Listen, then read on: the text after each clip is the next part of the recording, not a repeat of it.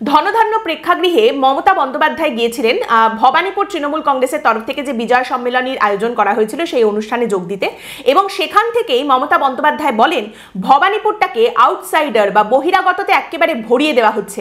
যারা আউটসাইডার নামে বেঙ্গলে এসে থাকেন আমি তাদের কথা বলছি না, আমি সেই সমস্ত লোকেদের আউটসাইডার বলছি যারা হঠাৎ করে টাকা পয়সা দিয়ে জায়গা কিনে বাড়ি তৈরি করে লোকালি কাউকে কিছু টাকা পয়সা দিয়ে বেরিয়ে চলে যাচ্ছেন, তারপর ওই সমস্ত জায়গা ওই সমস্ত ফ্ল্যাটগুলোতে যারা থাকতে আসছেন তারা না পাচ্ছেন জল, না পাচ্ছেন প্রপার ড্রেনেজ সিস্টেম, ড্রেনেজ ব্যবস্থা।